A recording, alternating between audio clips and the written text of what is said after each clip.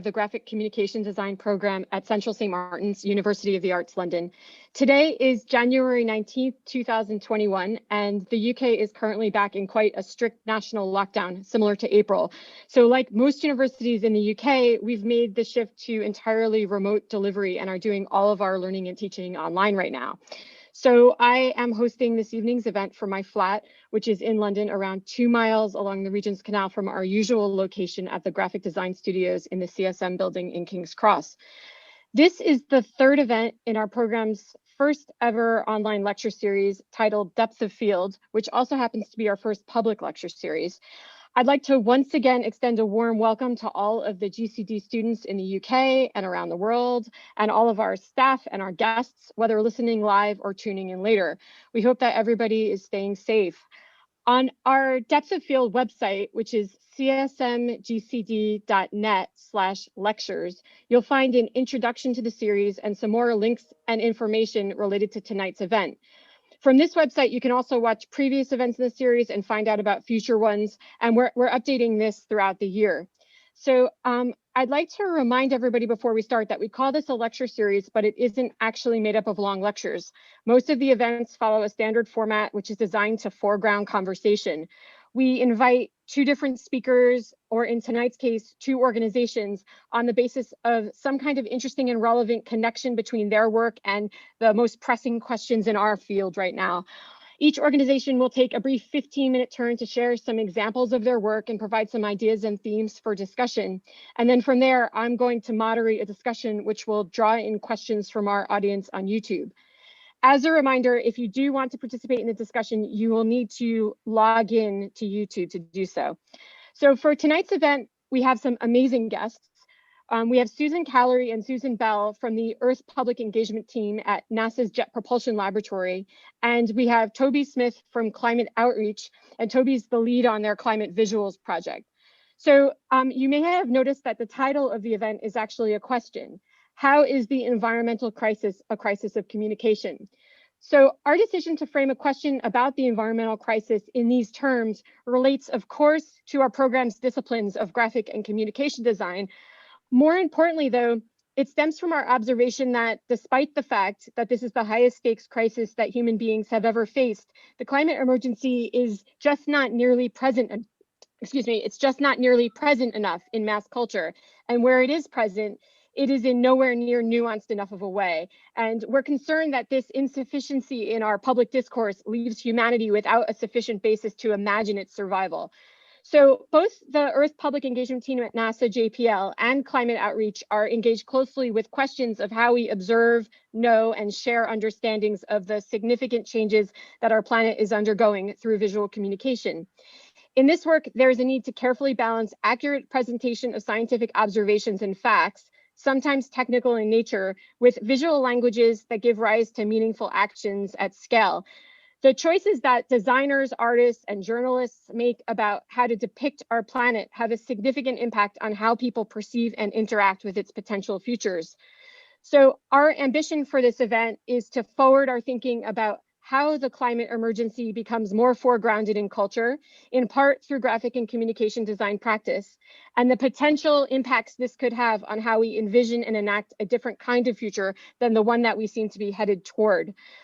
Susan Callery and Susan Bell from NASA JPL are going to speak first. And what I'm going to do is I'm going to introduce them, and then they're going to speak, and then I'm going to introduce Toby, and Toby will speak, and then we'll come back to the discussion. So Susan Callery is the manager of Earth Public Engagement at NASA's Jet Propulsion Laboratory. She's also one of the leads of NASA's Earth Thematic Communications team. She has a master's degree in environmental policy and management. Susan Bell is a visual storyteller who creates video, graphics, and social media campaigns for NASA's Earth science missions. She holds a BA in telecommunications from Baylor University and an MFA in film from Florida State University. And she also flies upside down as a competition aerobatic pilot in her free time. So their team at NASA's Jet Propulsion Laboratory works directly with satellite images and data in collaboration with NASA scientists to produce visual content for Earth science and climate education, outreach, and media. So Susan and Susan will present together, and they're both joining us from California, where it is around 9:30 in the morning. So I'm going to hand it over to Susan and Susan now. All right, thank you so much. Let me, Rebecca, let me share my screen.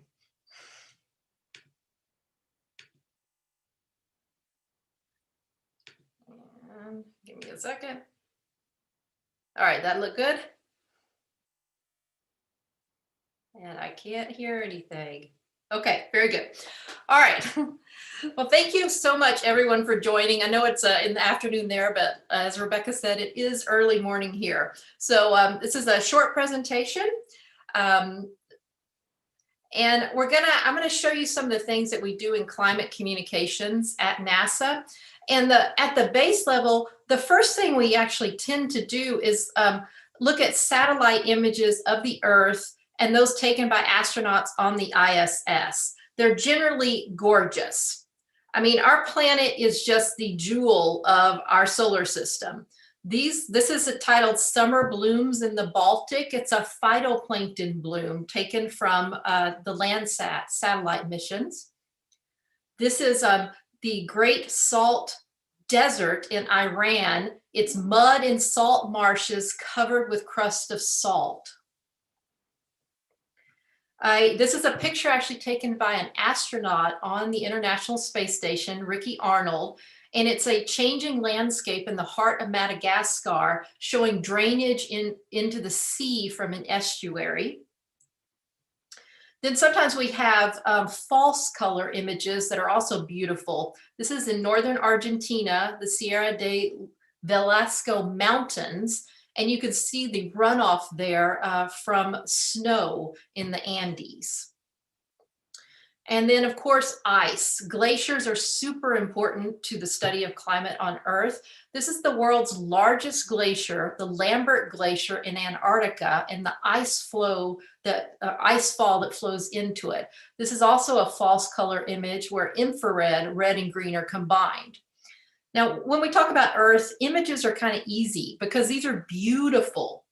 And so when we're looking at the science of it, it's the images of change that are so important.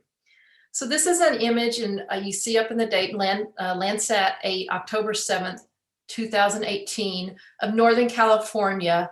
This is before the campfire and during the campfire in Paradise. And images like this actually can show us the scope of, say, a natural disaster happening. Here's an image of a flood in South Dakota. The before and after really shows us what is going on with our planet. Here's a glacier again. This is the Helheim Glacier in Greenland from 2001 to 2005. It lost 7.5 kilometers of ice on its calving front.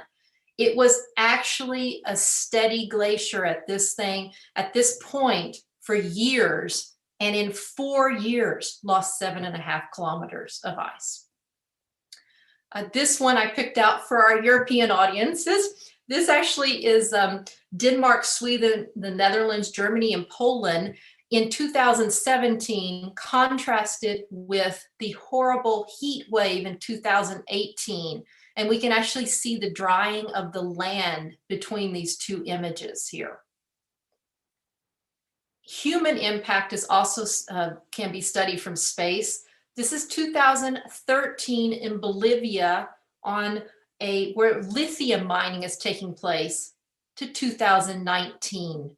The difference in what human impact has done in an area.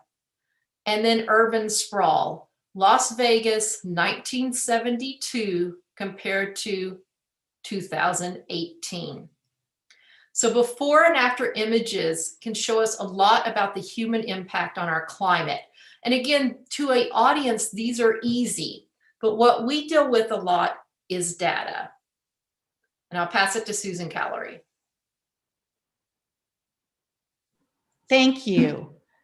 So, we have these beautiful, frightening images, and they're so much easier than depicting numerical data and concepts around climate change. So this is where we start. This is what data looks like. The data on the left is global mean sea level from a satellite that measures the height of the ocean, and the right is global ocean mass from our GRACE follow-on satellite.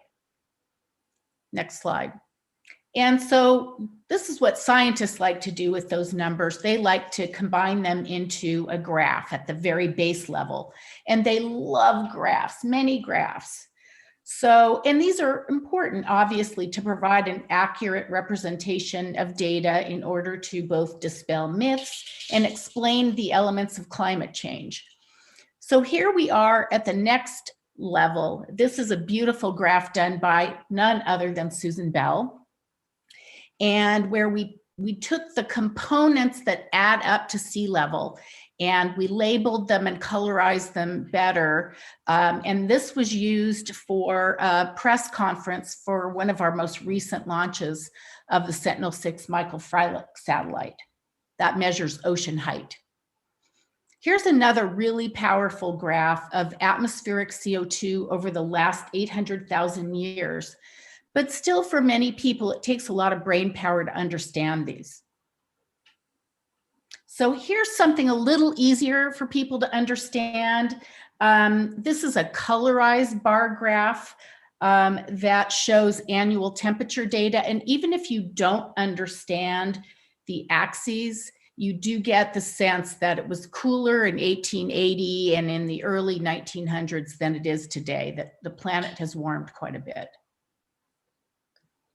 All right, and back to me.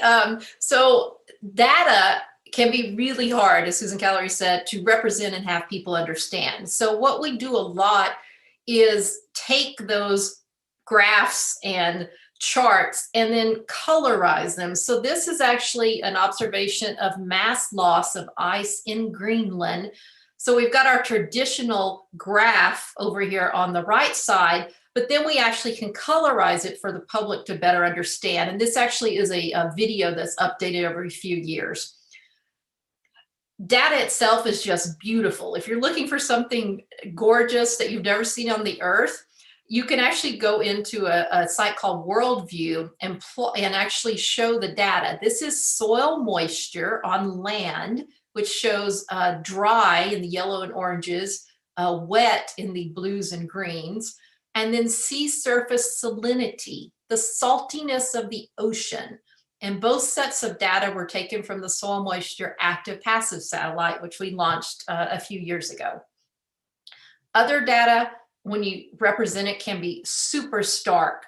This is a single day of active fires in August 2020. This is how many fires there were on the planet as seen in infrared.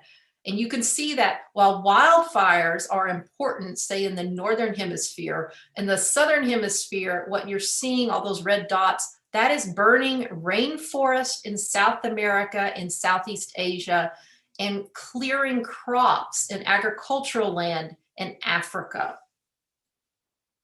We can also take that data and turn it into 3D representations and slice through hurricanes and tropical storms. This is a part of a video where you can actually see the reds and yellows show large water droplets and the blues are small water droplets. And this can help scientists understand how a tropical storm is developing. But of course, data over time is most important, and that's when we use animations. This is the animation. This is a GIF, which is, we also make videos of this, that shows that global temperature update, which just came out last week for us here with NASA and NOAA, showing that 2020 was the tide with 2016 for the warmest year on record. And this, of course, shows how our planet is warming, especially up in the Northern Hemisphere and polar regions. Sometimes graphical animations can be really fun. This actually is a close-up, a GIF showing fresh water flowing from the Amazon River and Amazon rainforest into our oceans. This is, again, sea surface salinity, salty ocean and fresh water interacting. Or sometimes we can show a weather event that could be tied to climate change. This is the polar vortex, which you may have heard of, where the cold air swings down from the poles. And this these animations are so important that at JPL, we developed both a software package and a mobile app and online version where the public can go and actually animate data and tell stories. This is the carbon monoxide from wildfires on the West Coast last September. You can actually download the program at eyes.nasa.gov or visit the online version at climate.nasa.gov/earthnow and play along with data. You can go back in time with the eyes version. That's why it's a software package you download, and it has over 80 gigabytes of Earth data related to it. Now, I will say as a designer, one of the hardest things to do is humanize this data and show the scale of, say, climate change. This is a section from a brochure that was put together that was talking about ice loss. So I just wanted to zoom in on this because it shows 559 gigatons of ice was lost from the Greenland ice sheet in 2019. Now, a gigaton sounds like a really big number, but you don't know what that is. So in type, we can say it's an Olympic-sized swimming pool that's 25 meters wide, 2 meters deep, which is what you would see, you know, as a normal pool. And if Michael Phelps had to swim in that pool, it would be 11.2 billion meters long, stretched 29 times the distance from the Earth to the moon, and it would take him 216 years to swim the length of the pool at his world record pace. Now that sounds really huge. It makes 559 gigatons sound large and enormous. But what we've taken it further is to show the scale of a single gigaton. This has been one of our, I guess, more popular graphics. That is a single gigaton ice cube compared to the Empire State Building in New York City. It's a little over 2.5 Empire State Buildings, tall, deep, and wide. Then we actually, for US audiences, took that gigaton and compared it to the US Mall. That's the US Capitol and the Washington Monument. And this is a single gigaton of ice.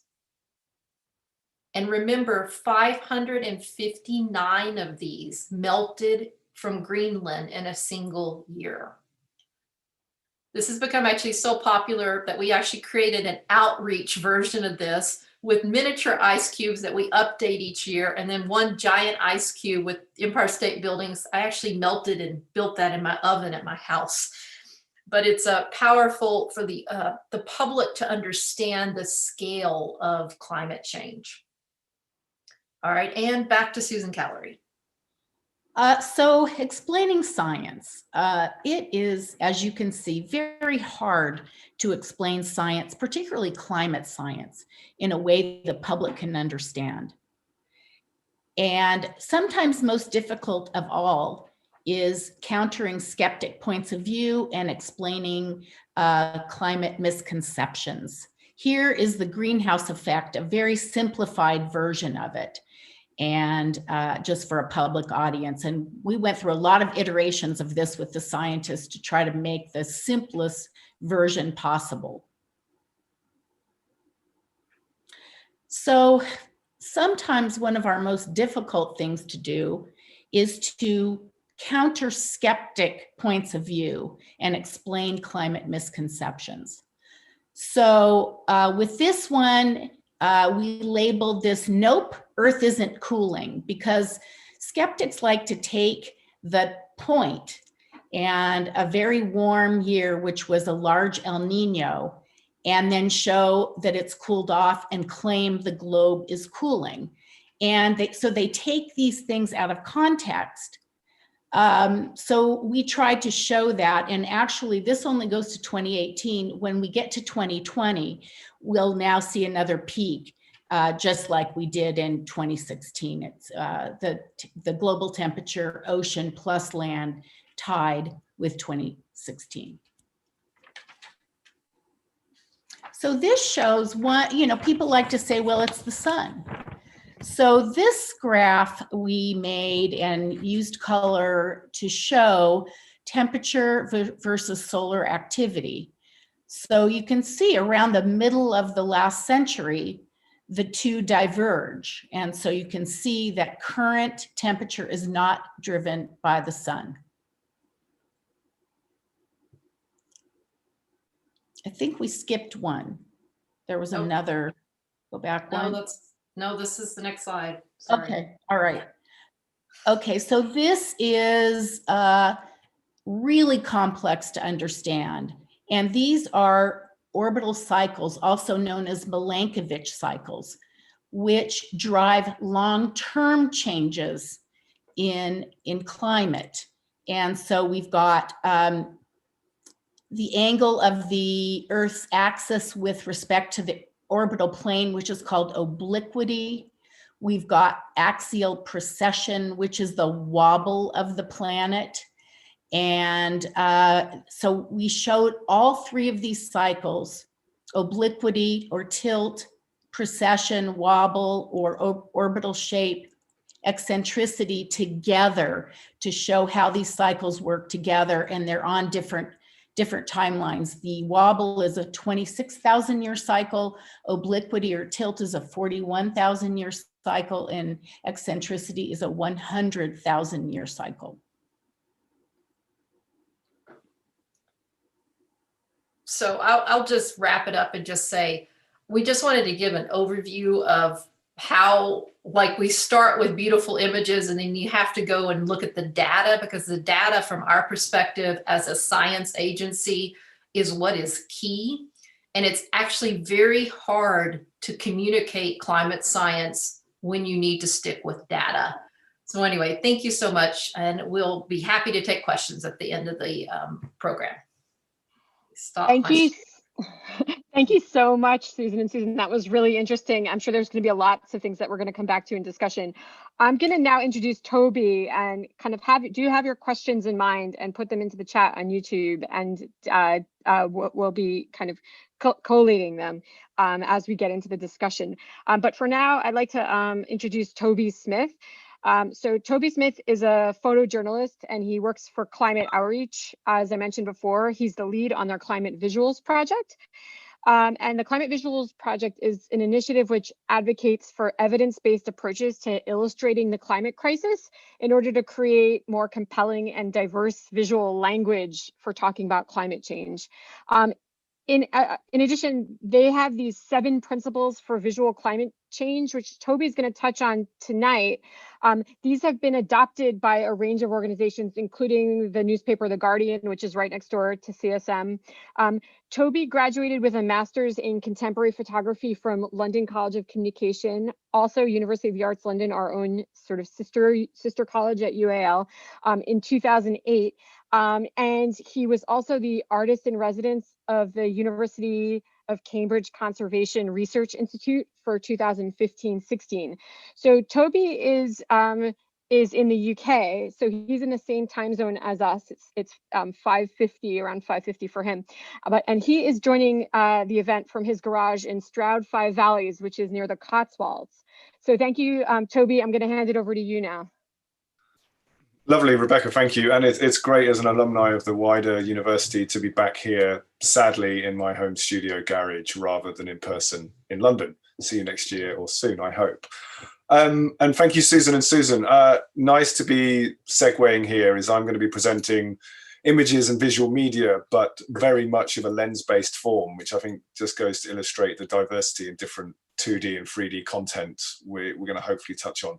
But I think in many ways we have similar roles in that I'm sat between visual content producers and the worldwide web of images and commissioners, and trying to funnel and create more engaged and impactful public engagement with the wider audience. So although what I'm about to show and you're about to see is very different, there's definitely similarities in our workflow and ambition. Let me just share screen, and do please someone shout at me if you cannot see the slides. Great, so I think in looking to answer Rebecca's question, which I think is a great one, I think it's good to position the program I work on, Climate Visuals, which is a project of Climate Outreach. We're based in the UK, And really, we're looking at trying to make sure that public engagement is as effective and as impactful as possible. And I think that word impact is the key one I want to keep coming back to. And the role of the program Climate Visuals is to try and bridge the gap between social scientists and visual researchers, practitioners, editors, and contributors. And I'm assuming we've got quite a lot of practitioners and future content generators on this series as well. But really, it's all about trying to increase engagement and encourage positive behavior change to try and kind of work against climate change. And one of the ways our wider organization does that is we try and ensure that climate change and its impacts are understood, accepted, and acted upon across the breadth of society. And one of the ways in which we do that is ensuring we have strong research that looks at the values and the different sectors of society and how they respond differently to different types of communication and messaging. And the Climate Visuals program, as the name suggests, focuses specifically on visuals, and indeed for the last few years, and specifically for the last year, quite intensely on photography, and more specifically editorial photography. So thinking of where our unique insights came from, there's a wide gamut of social science research in academia and shorter form papers that tries to summarize different responses and understand what makes truly effective communication. But I wanted to highlight the paper and the research that the program I work on was founded on, was committed in 2016, and it was what we'd call a mixed methods investigation of how the public responds to climate images. And we were focused as a kind of limitation of our program that we're now diversifying in 2021. We interviewed stakeholders and worked with general public across a broad range of demography, but we were focused in the US, the UK, and Germany. And the work that we did used narrative workshops, which is an intense kind of iterative and communicative process, sitting down with people to work out and understanding how, psychological distance, the effect, their politics and values, understanding aesthetics and humor of a collection of over 300 images, how those 300 images and the different qualities of those images resonated with that audience. Those narrative workshops, the kind of conversational elements, were followed up with an online survey, again, across the UK, the US, and Germany, to 3,000 people, where people answered questions about themselves, revealing their age, political allegiance, their political views, their attitudes towards climate change, and then were quizzed about a series of 6 images and how those images made them feel and how they responded. All of which, this paper is open access from our evidence pages as well, if you'd like to look at it. We updated the evidence recently with a hackathon in 2020, and it's kind of really, we assembled 19 academics who all specialize in the kind of unique niche of how visuals and photography orbit around the web, is distributed, how it's produced, how people respond to it. And there's actually an emerging and growing body of evidence that we try to use in our professional endeavors to try and work out what are the most effective and impactful images to use around climate change. But how does that look like as a small program? What we have practically is we have a small but growing image library of photography, which mixes Creative Commons and rights managed imagery. And all of the photography on our image library, it's impossible to be comprehensive with what exists out there in the photography world, but all of the photography is exemplary of the kind of visual content and the messaging and the structure and the story structure that our evidence suggests lands and makes effective communication.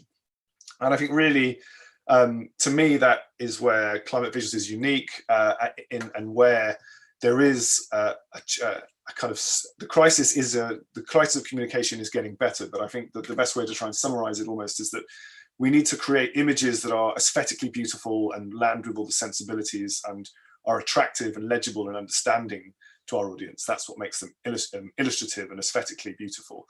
But also we need to have in balance what makes them impactful and resonates with people's emotional values. And I think our program sits in a kind of advisory role in the middle, in that bridge.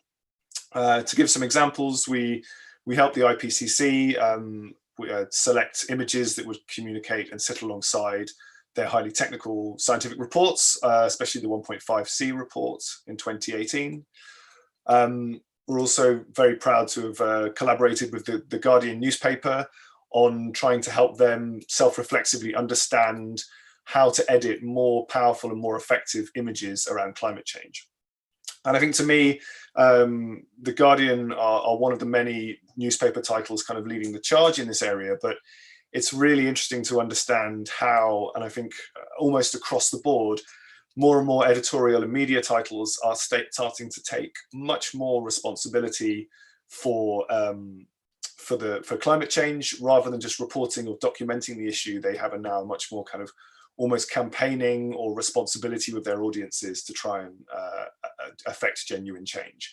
And this consultation with the Guardian was to help them select photography that would fit in with that mission statement and their climate pledge.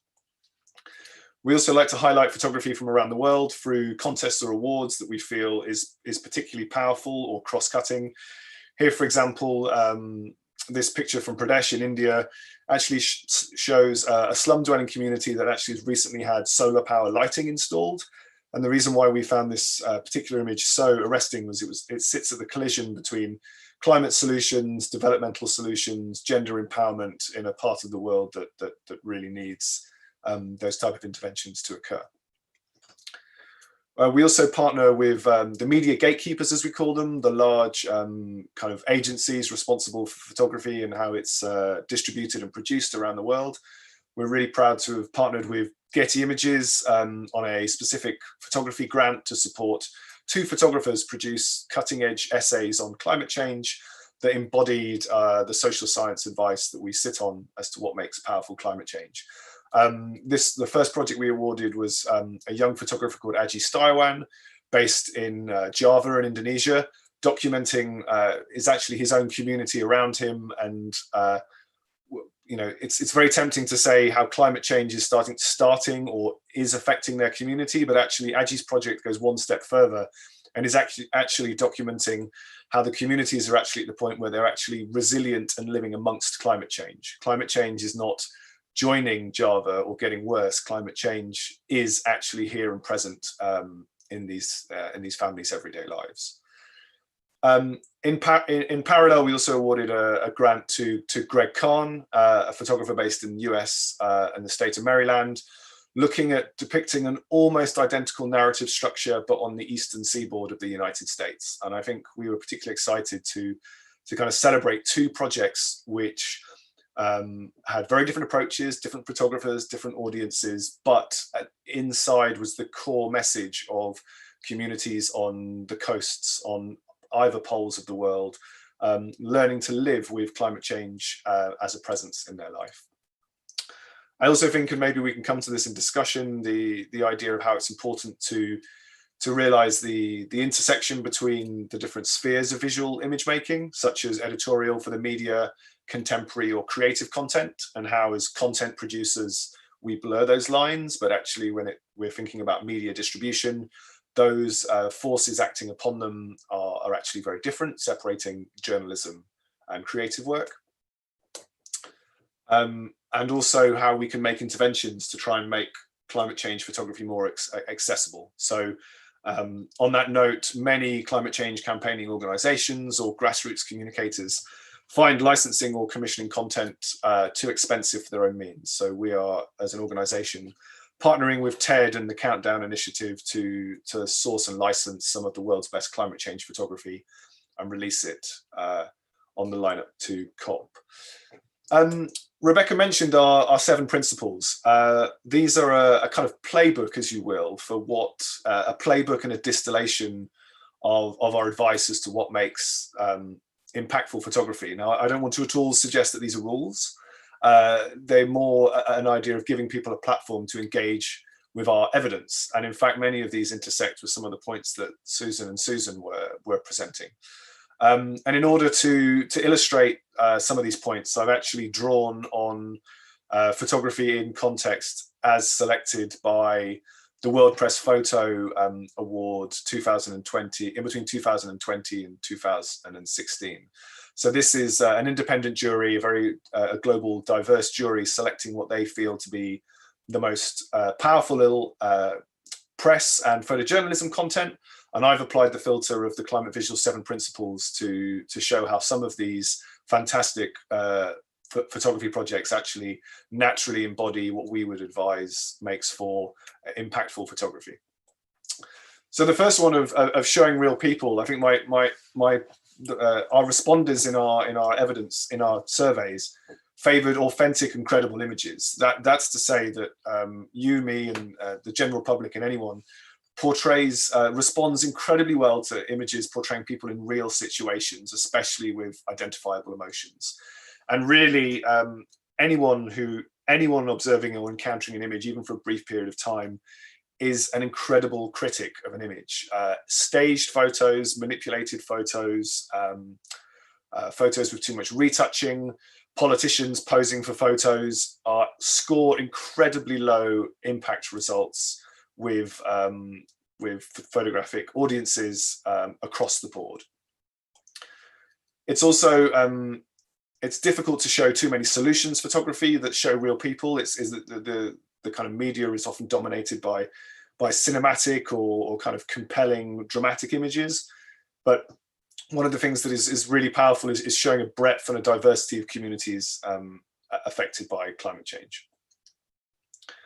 Our second point, which might sound like an obvious one, but is to tell new stories. This is climate change is becoming a topic that is almost universal in news media, but it's important to continually try and find new angles, especially solution angles, to reframe climate change as a diverse issue and bring it to new audiences who may not have the same values that the environmentalists or the protagonists behind the messaging do. I particularly like this project by Luca Lotelli for National Geographic, taking a kind of the end of trash and kind of looking at the frontier of how waste is being recycled in a more sustainable way, used in new products. This is an incinerator in Denmark, which also happens to have a ski slope built into its roof. Familiar images like polar bears or smokestacks, these are the kind of enemy of my program, really. They can actually, although sometimes they actually really signify climate change and are a quick visual metaphor, they can promote fatigue and cynicism in groups. People much prefer images that are unusual, subversive, and multi-layered.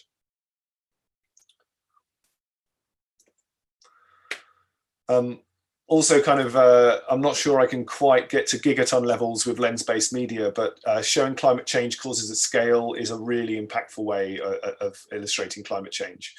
The main reason here is that if people are showed individual actions that they relate to, it often can really prompt across the political spectrum a kind of defensive reaction if people almost feel accused or villainized by their own behavior. It's actually much more effective to show images or scenes which kind of embody a sense of scale that we can relate ourselves to, rather than actually criticizing individual actions. So showing food production rather than people's food choices, showing congested highways rather than showing an individual's car. It goes without saying that showing emotionally powerful images works extremely well with most audiences. Strong emotions can be really useful in any type of campaign if used correctly, especially kind of coupling evocative and negative imagery with positive behavior change or positive solutions that people can take. And I think this image by Sean Davey showing an Australian family almost enjoying the apocalyptic scenes of the wildfires kind of shows an essence of human spirit and community in such adverse conditions, actually has much more emotional salience potentially than just showing an image of the fires themselves. Understanding your audience is incredibly important, and I would suggest that as designers, as any content generators, understanding your audience and also understanding your platform is the kind of evolution as we go into 2021, and understanding the medium as well. We need to have images that work effectively across the screen size and layouts and social media that people, or social media platforms that people are engaging with.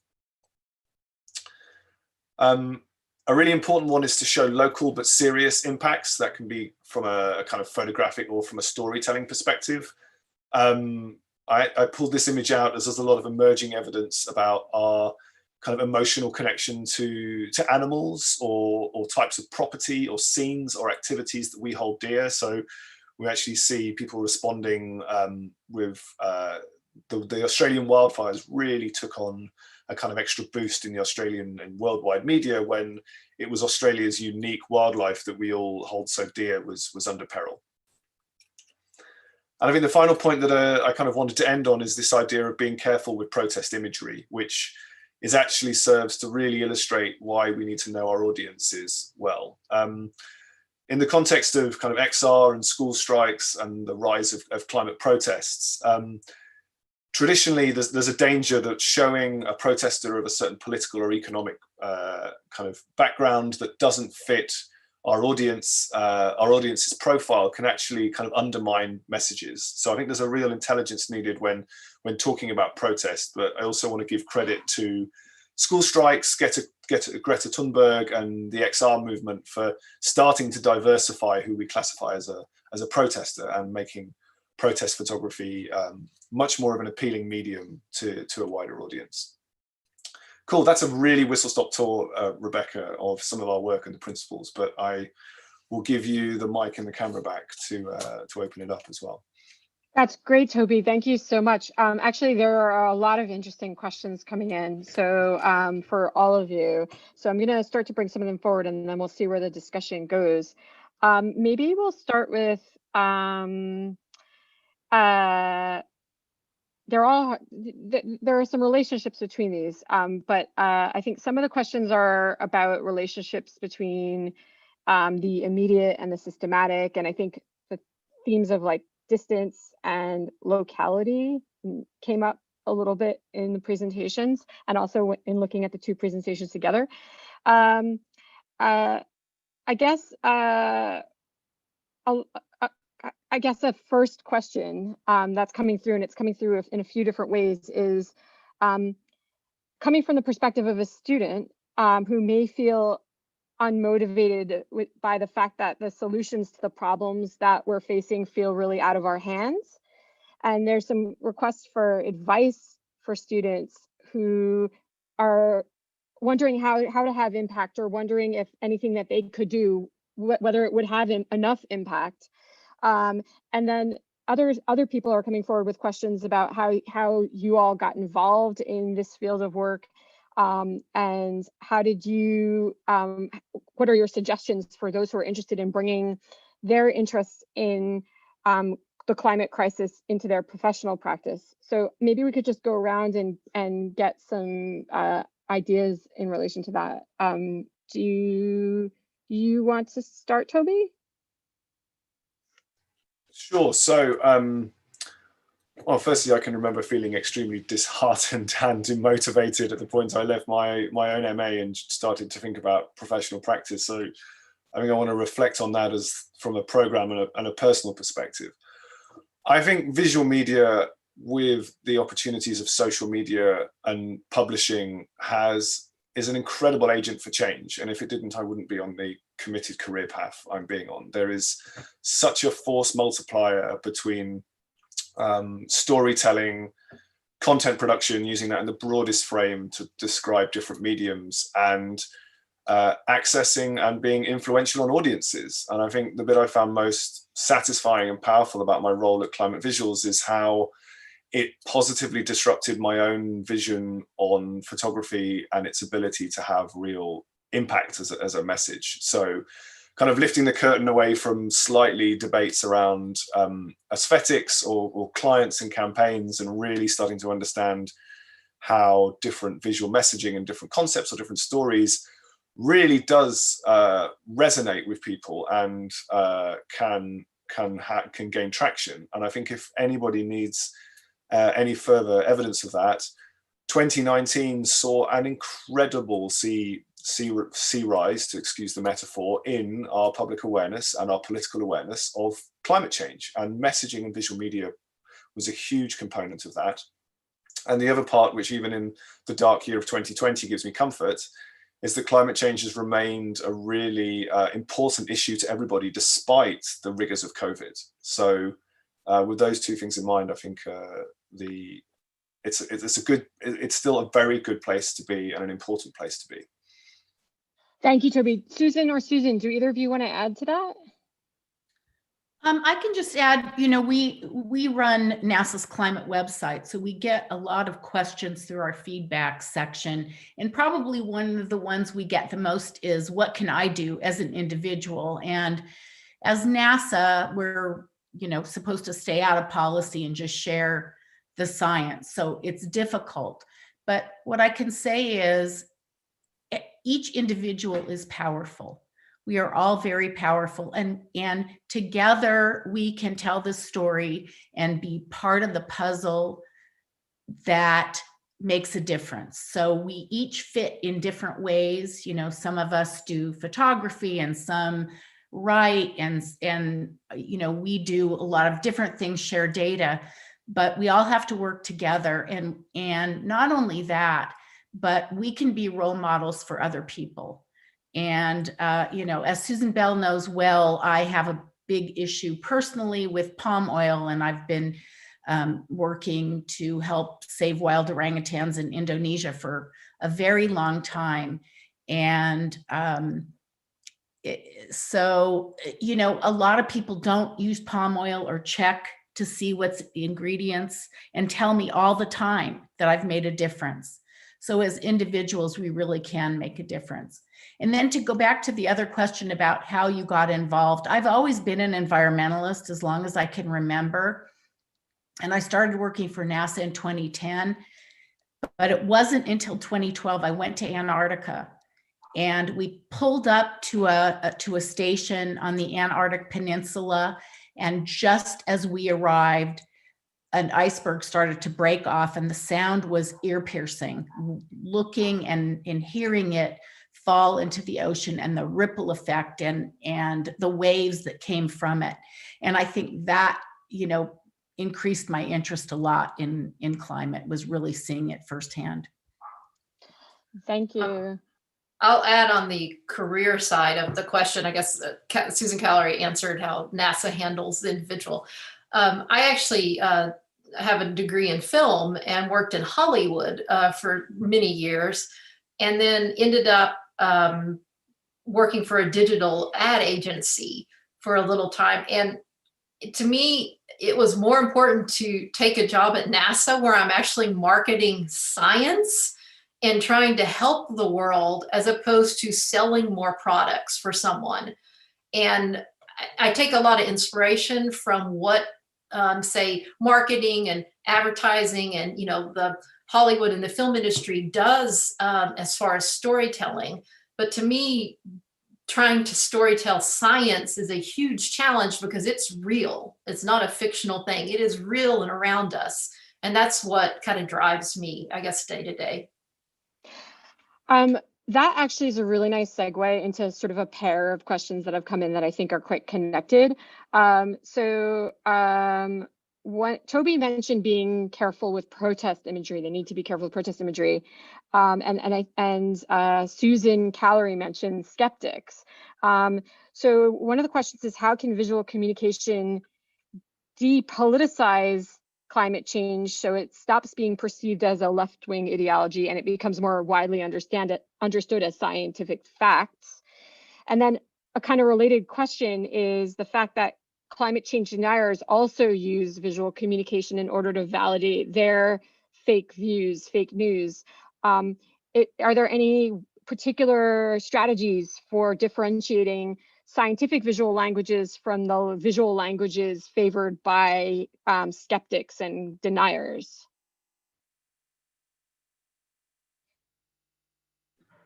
I have a book to share. Okay. I don't, whoops, can you see it? It's Cranky called Uncle versus Climate Change. So this is a book written by John Cook, who runs the Skeptical Science website. And he also now works at George Mason University in climate communication. And if you really want to understand, what works, and I keep this book with me all the time because I do a lot of social media on the side addressing climate denial. And so it's really, there are, depending on what people say or show or share, there are different tactics to that each time. And there are also different types of of climate denial. So I would suggest, if you're really, really interested in that, try looking at getting this book, Cranky Uncle versus Climate Change. Thank you. Yeah, just keep it as your little Bible by your side. That's what I do. Yeah, and I'll add, so my aviation side that I do in my spare time, I do a lot of air shows, and I will say pilots tend to be more conservative and in general. And I think sometimes what I've seen talking to them and doing outreach events is that when something climate related hits their home, whether it's a wildfire or it's a hurricane, you know, that struck, or there's an actual climate impact, they want to come and ask me, you know, as representing NASA, so is climate change, is it really happening? And it's really interesting. I've seen a change even over the past, say, 6 or 7 years I've been doing outreach at NASA, where people come where originally they may have been, oh, it's political, but they've actually had something happen to them and they want to ask, is this really happening? And that's what I've noticed just in the past, you know, like I said, 7 years. So there's something there about appealing to that immediate local situation. And yes, kind of Toby. Yeah, I mean, again, Greenland is so far away, and that's why the polar bear imagery and stuff doesn't work. No, it can't relate to it. But if something happens in their backyard or their community, they suddenly relate to it. That's at least what I see. That's why the Empire State Building is so effective in comparison to this abstract unit, because it's this frame of reference that people are familiar with. I mean, the issue of, so I'd like to directly plug the organization that Climate Views is based in, climateoutreach.org, because one of our main focuses for the next year and onwards is to tackle polarization as this kind of idea that is one of the threats to uptake of climate messaging and positive change. And I think one of the ways in order to do that is that almost often considering an audience and its values as simply a spectrum of left and right isn't going into enough granular detail as to what values and those audiences hold dear. And we've done some recent work in Britain to try and separate that into 7 sectors and tailor different areas of climate change communication, different messaging, different frames, different visuals that appeal to those different groups as a way of making sure that the public engagement lands well and is understood. And I think exactly what Susan just said, it kind of resonates with things that directly affects or is important to people.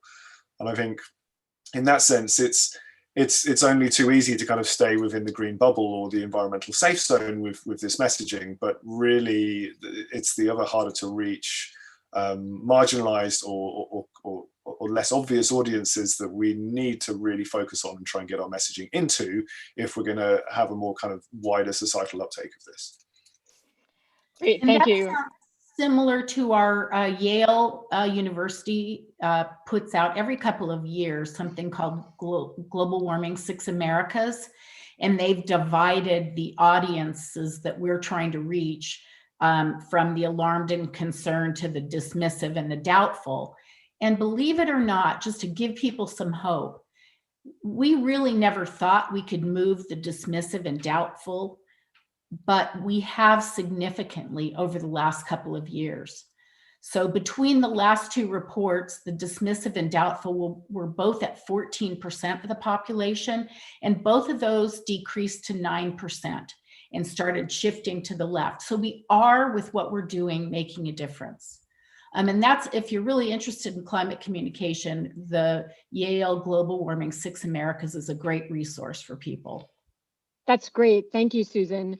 The next question, I think, is kind of related, but moves us into slightly more, it's less about audience and more about kind of the production context for some of the materials that were shared.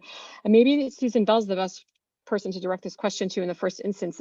The question is, how can scientists and designers come closer together kind of more often to kind of work on communicating these problems with greater impact?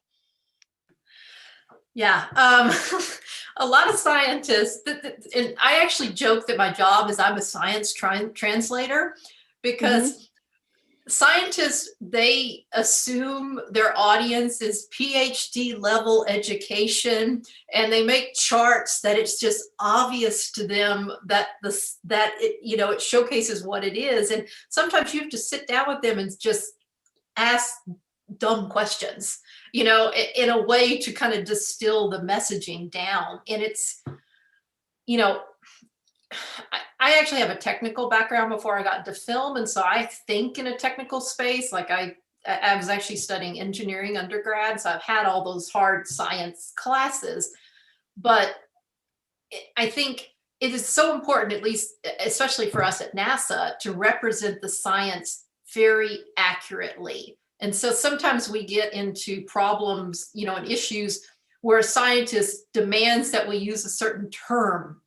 And you're just like, that means nothing to the public. And so sometimes it is a battle. And it is actually on the designer or, the artist working with that scientist to interpret them, but make it accessible to the public. And so it is a struggle working with scientists directly. I mean, it is a constant struggle. And some get it. And at NASA, we actually have programs where our scientists and engineers can actually come and take workshops to become a better communicator. And that's something that's been set up to try to help them learn how to communicate. That's important. Yeah, we've initiated a storytelling workshop with our earth scientists, and we just finished the first one with our leadership in earth science at the Jet Propulsion Laboratory. And I'm already seeing them use it, and it's fun. So we're going through this with a series of scientists with small numbers and really working with them to do a better job of storytelling, and it does make a difference. That's great. Thank you. Toby, I knew there'd be some parallels in this talk. So the Susans have again come up with exactly the same advice I'd recommend. But the bit I'd add that's maybe particularly relevant to lens-based media is there's often a narrative arc in some of these stories. And if you do not have, you need your creative or you need your artistic input. It's a collaboration. It's not one person sat there in the corner. It needs to happen early in the process because, especially with documentary medium, some of the best stuff happens early. So this idea that public engagement or documentation or visualization is a kind of 5 to 10% afterthought of a project is not the right approach. If you can up the percentage investment, great. But even if you can't invest the percentage investment in public engagement, bring it in from the beginning. It'll be designed much better and be a much more fulfilling process for both parties. Thank you. Okay, so I have we're close to 6:30 now, but I have maybe 2 or 3 more really interesting questions if it's okay with everybody to continue for just a little while. The first one's maybe also for Toby. It's about being intentional about the choice of medium when it comes to communicating the climate crisis with the greatest impact. Sort of how do you think about when is lens more impactful and when should other ways of producing images be considered? And that relates to the very different kinds of images actually that were presented by Susan and Susan as well. So I think in one level, it goes back to something that we've all talked about, which is the idea of knowing the audience as to what might be an effective medium to reach them, which I won't go into with a few minutes left. But the other thing that I think is absolutely critically important is to understand the platform in which you're reaching people with. If those decisions haven't been made yet, that's to be considered as much as the medium. And choosing platform has gives such an indicator of what different scales, different rendering, different amount of data that can be shown, whether or not you're trying to capture people's attention on a feed, or whether or not you have the opportunity to be interactive and show more of a kind of left to right story. I think the other thing is it's worth recognizing the limitations of lens-based medium. We can't travel into the future to either a dystopian or a utopian. We can only imagine it potentially through contemporary photography. So I'm always excited, even though I'm personally focused on the kind of photographic medium, that there's such a role for either conceptual work or illustrative work to take us past the present in a way that documentary medium can't. And even fiction, like Kim Stanley Robinson's book that just came out recently it's like 300 pages, but it is one of the more accessible projections of the crisis into the future that I've seen. So I'm going to actually bring the next question, which is the second to last question, to Susan. And Susan, how do we deal with the fact that, and Susan Bell started to touch on this a little bit, but it would be just interesting to hear a little bit more. How do we deal with the fact that data and optical images from Earth observation images are so beautiful, even when they're about some quite serious, life-threatening stuff? Oh, I don't even know how to answer that. I mean, again, our planet is just gorgeous. It is beautiful. Again, I think it comes back to where I was saying and this is part of it, where you have to bring in part of the human experience. And I didn't put in our presentation, but we actually had an emphasis on showing scientists in the field through a project called Earth Expeditions, where we showed scientists actually doing work in the field. Because, gorgeous pictures of icebergs and glaciers, it just makes everything look so beautiful. And you have to put in the scale or the magnitude of what that means, say, on sea level rise. And so, that's where like the images of change are important, are visualizing what sea level rise would be. But I don't know how to counter that the Earth is beautiful, because it's just kind of built in. I don't know. The Earth is beautiful. The Earth being beautiful could be just as much of a motivation, and we all know the impact of the photographs that started to come out in the 1970s, and they actually really informed people's thinking about they inspired people to think more actively about the environment at that time. So I think it's kind of a double-edged sword. It's very interesting to unpack. So the last question, and whoever wants you can jump in on this one, is this is a really nice question from one of our students, and the question is our field, which we all kind of are part of, I'd say broadly, but we relate to it in different ways, of communication design. How do we think our field needs to develop in the coming years so that we can be more successful in contributing to change as the climate crisis becomes more urgent? So is there anything that you could say about how our field needs to be reshaped? Or, education is a really interesting place for that to start. But I don't know if you have any thoughts. I know it's a large question, but just to wrap up. I'll just briefly say, if you need to educate yourself about climate change. We even see this at NASA, where someone will put together a video or an image and they haven't actually thought about the impact. And you need to think about the impact of the image on your audience, but you also need it to be the correct science. That's really important because there is so much misinformation out there. You need to understand the science. That's really important. Have some understanding of the psychology behind denial of climate as well. And that's why it's very interesting to follow. There's a couple schools here in the US, George Mason University and Yale University, who put out a lot of information about denial that really can help inform us on how to react. Like, sometimes people relate to their own group that they're used to, their little bubble. And so you have to figure out ways to break into those bubbles and relate to people. I think of, like I said, I do a lot online on my own, and you have to find some kind of connection with a group or with an individual, something that you share. So with this guy, he was a scuba diver and I scuba dive. So we started talking about scuba diving, and then he opened up and started to listen to me. So I think knowing your audience, trying to find, commonalities between you and those who are misinforming or denying really helps to build bridges.